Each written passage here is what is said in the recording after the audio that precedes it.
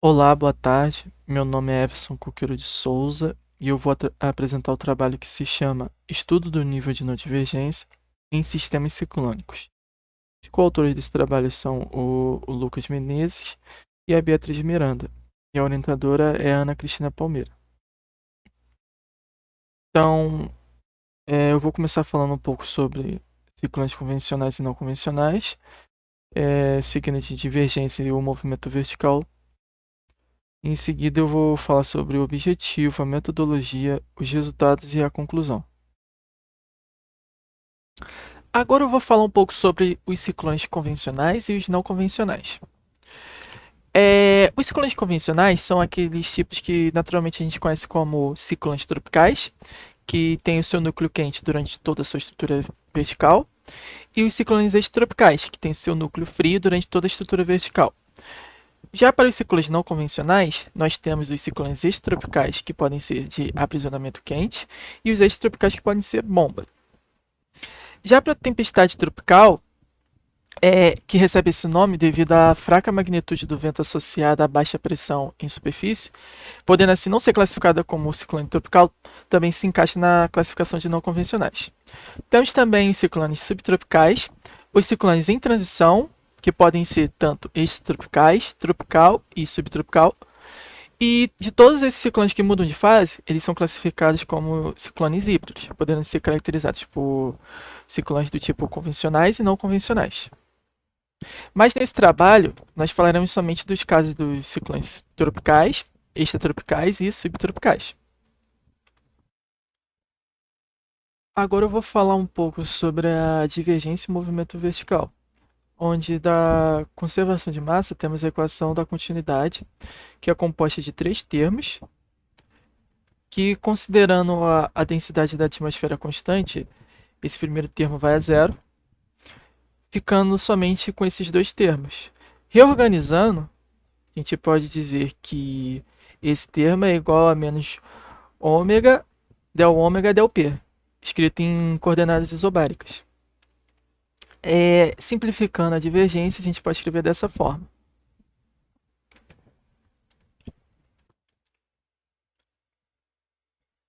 Essa imagem, ela representa a relação esquemática da divergência e ômega, onde em tracejada a gente vai ter o ômega representado e em linha cheia a divergência.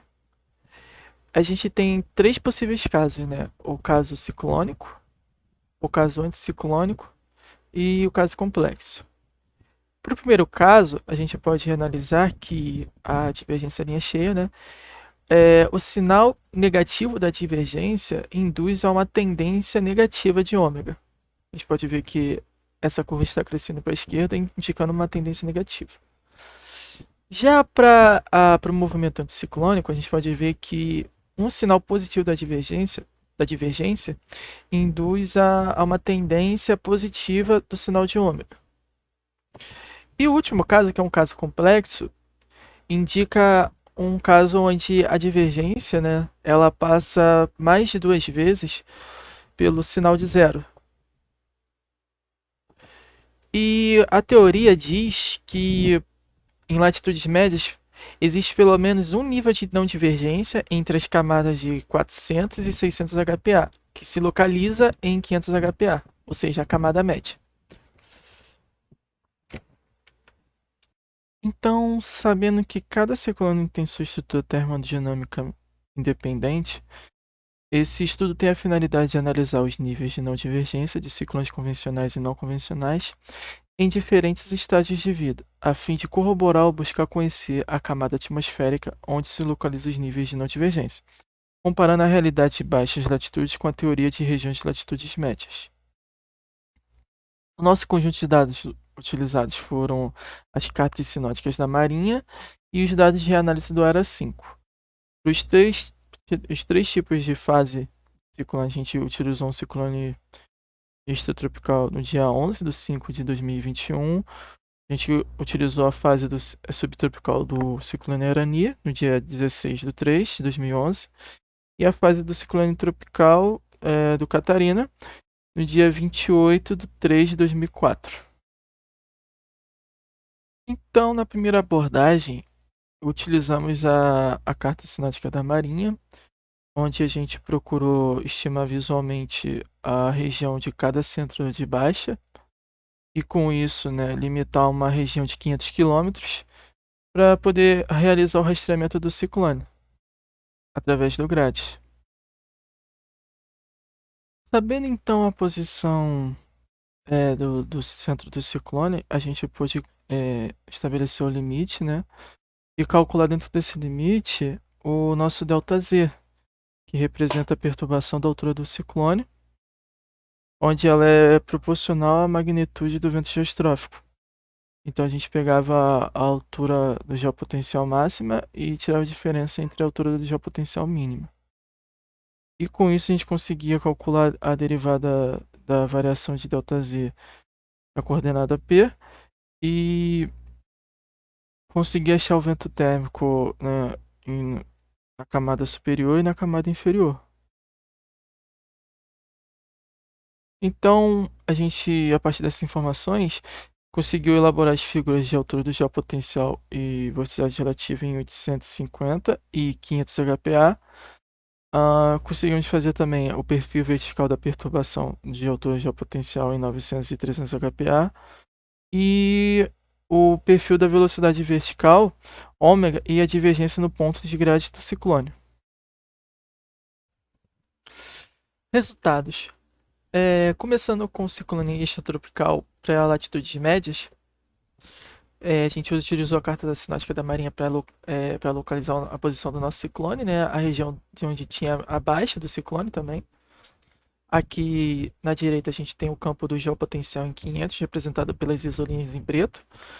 E em 850 a gente tem a vorticidade relativa, representada em sombreado, aqui posicionado sobre o cavado em 500. Agora a gente tem 3 gráficos, né, representando a estrutura vertical do ciclone extratropical, onde o primeiro gráfico representa o perfil vertical da anomalia de altura do geopotencial. O segundo representa o gráfico de ômega. O terceiro, o da divergência. No primeiro, a gente pode ver que em baixos níveis ele tinha um núcleo frio, e em níveis mais altos um núcleo frio também.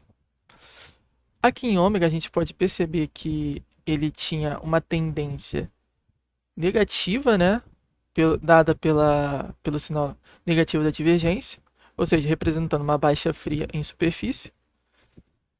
Passando pelo nível de não divergência, a gente pode ver que ele adquire um sinal de divergência positivo, reduzindo assim a tendência negativa de ômega, né, se aproximando aqui mais do eixo.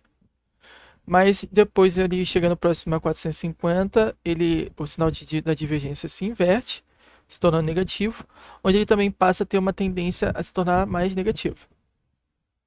Então a gente pode observar aqui para o caso do ciclone extratropical, houveram 3 níveis de não divergência, com pelo menos um nível de não divergência entre as camadas de 400 e 600 HPA, localizadas aqui próxima do nível de 500, né? É o que a gente utilizou para ver mais detalhadamente de 50 e 50 HPA.